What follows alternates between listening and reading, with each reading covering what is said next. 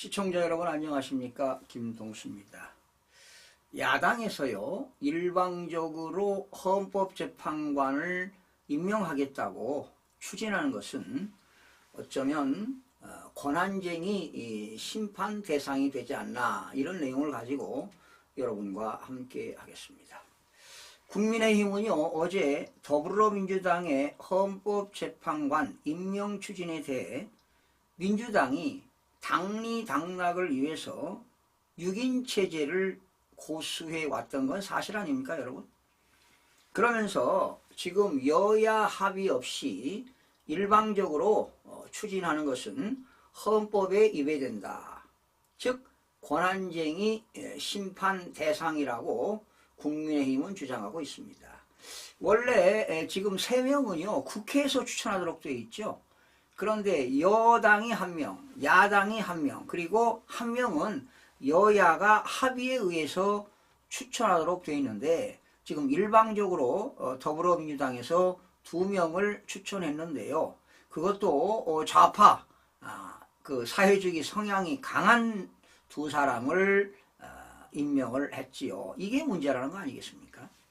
또 이재명은 안 된다는 문구의 현수막 게시 불가 결정을 내린 중앙선거관리위원회를 향해서 편파적이고 정략적이라고 비판을 했지요.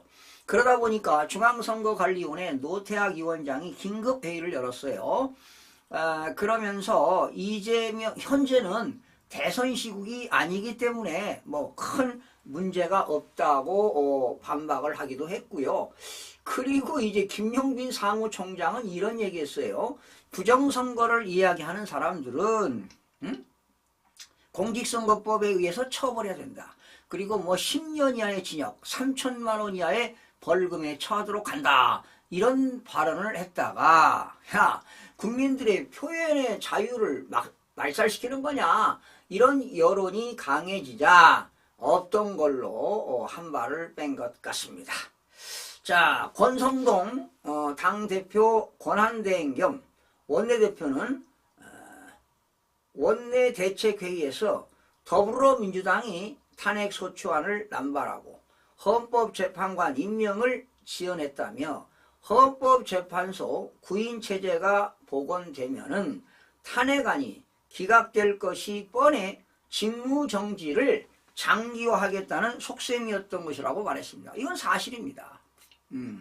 지금 현재 헌법재판소의 재판관이 6명이잖아요. 3명이 정년퇴직했어요. 그러면 뽑아야 될 거 아니겠습니까? 계속 지연시키지 않았습니까? 그건 뭐냐?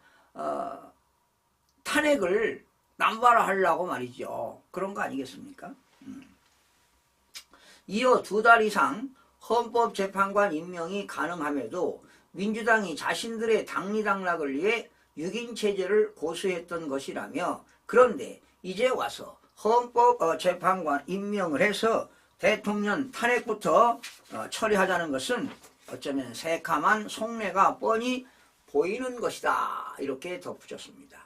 그러면서 국민의힘은 헌법과 헌법재판소를 농락하는 민주당의 탄핵 정치에 결코 휘둘리지 않겠다고 했습니다.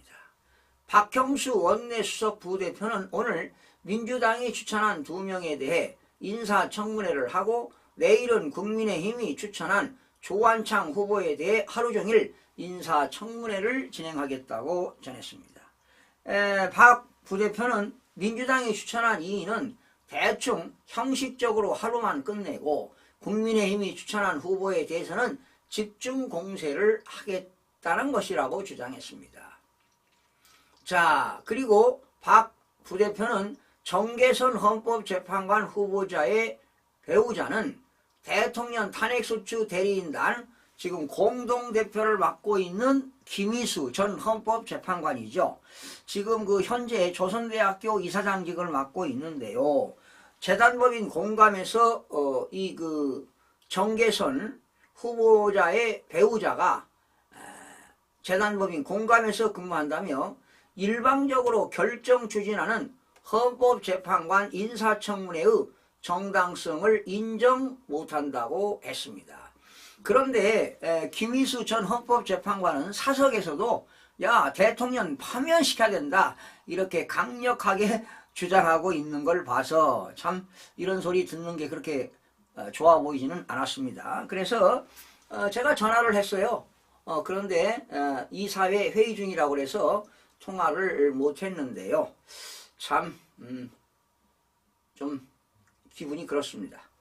주진우 법률자문위원장은 여야 합의 없이 일방적으로 헌법재판관 임명을 추진하는 것은 헌법에 위배된다며 권한쟁의 심판 대상이라고 말했습니다. 잘 지적하고 있습니다. 권한쟁의 심판 대상이 될 수가 있습니다.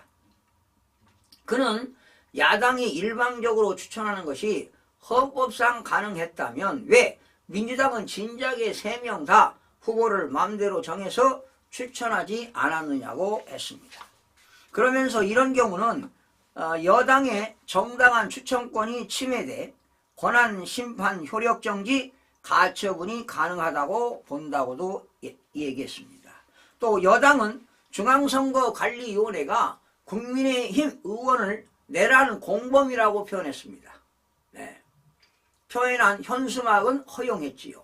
이재명은 안 된다는 현수막은 재개 불가한 것에 비판을 했는데 어제 중앙선거관리위원회가 회의를 거쳐서 이재명은 안 된다. 이런 현수막은 현재 대선 전국이 아니기 때문에 가능하다. 이런 또 변명을 했지요. 앞서 정현욱입니다. 부산 수영구 국민의힘 의원은 그래도 이재명은 안 됩니다라는 문구에 현수막을 게시하려고 했으나 선관위로부터 게재 불가 방침을 전달받았다고 밝히기도 했습니다. 그러나 이제 뭐 마무리되지 않았습니까?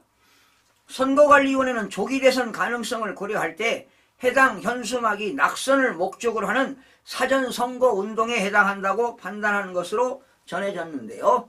선거관리위원회는 조국혁신당이 정 의원의 지역구에 내건 내란 수계, 윤석열 탄핵 불참, 정현욱도 내란 공범이다. 이런 문구는 중앙선거관리위원회가 현수막을 허용했다는 거 아닙니까? 정말 기가 찹니다. 이 선거관리위원회 민주당과 혁신당에 이중됩니까? 뭡니까 도대체가? 왜?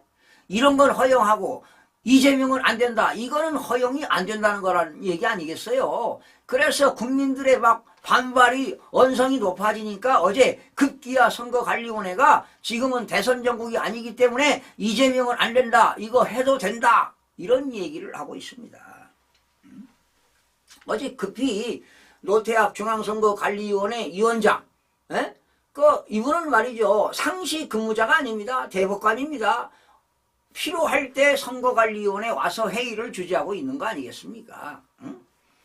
이에 김상훈 정책위 의장은 선거관리위원회의 편파적인 정략적인 행태라며 선거관리위원회가 무슨 자격과 권한으로 윤석열 대통령 탄핵 인용을 사실상 기정화하면서 조기 대선 운운하는 것인지 묻고 싶다고 말했습니다. 지금 더불당에서는요, 빨리 탄핵을 인용해서 대통령이 복귀하지 못하면 이제 대선을 봄에 철어서 말이죠. 이재명을 당선시키겠다는 거 아닙니까? 그래야만이 뭐 조국도 빨리 특별사면도 해주고 말이죠. 이런 전략 아니겠습니까? 도대체 무슨 이유로 우리 당 의원을 내란 공범으로 표현한 사실상 명예훼손입니다. 허위 사실 유포성 현수막에 대해서는 게시를 허용한 것인가라고 덧붙였습니다. 그는 선관위의 정치적, 정파적 문제에 대해 국회 행정안정위원회에서 적극 짚어야 한다며 우리 당 국회의원 당협위원장을 내란 공범 운운하는 명예훼손이나 허위사실 유포는 법적 대처에 나가겠다고 했습니다. 잘 싸워야 돼요. 지금 저들은 말이죠. 총칼만 안 들었지 완전히 지금 사이버 전쟁에다가 진짜 입법을 폭주하고 예산을 폭주하고 탄핵을 폭주하고요. 정말 말로 형용할 수 있는 그런 더불당에서 지금 내란을 범하고 있습니다. 지금 조은희 국민의힘 의원도 선관위는 탄핵 재판이 시작되기 전 탄핵 사실을 기정화하고 조기 대선을 명시화했고 이재명 대표를 대선 후보라고 정치적 판단을 내리고 방탄에 앞장섰다고 비판하고 나섰습니다. 그러면서 모두가 대선 후보가 될 수 없다고 편파적이고 자의적 해석을 했다. 이것이 바로 선거관리위원회 공정잣대라고 할 수 있냐라고 되묻기도 했습니다. 그렇습니다. 선거관리위원회는 선거를 공평성과 또 투명성에 의해서 선거를 치르는 게 자유민주주의의 꽃 아니겠습니까? 그런데 이재명은 안 됩니다. 이거는 안 된다는 거 아니겠습니까? 그런데 우리 국민의힘 부산에 있는 그 당협위원장 내란 공범이다.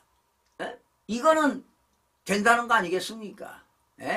정말 선거관리위원회 해도 너무너무 합니다. 정말 기가 찹니다, 여러분. 자, 어쩌면 이제 중앙선거관리위원회 헌법기관이라고 좀 해체해야 될 것입니다.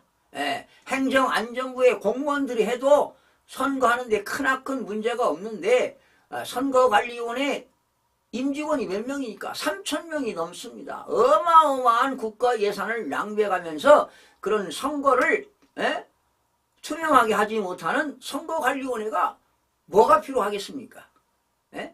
해체해야 되죠. 국민 여러분 그렇지 않습니까? 참 기가 찹니다, 여러분.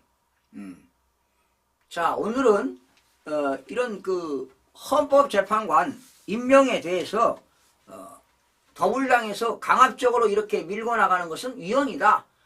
헌법재판소에 권한쟁의 심판을 할 수 있는 여지가 있다. 뭐 이런 내용으로 여러분과 함께 살펴봤습니다. 시청해주신 여러분 고맙습니다.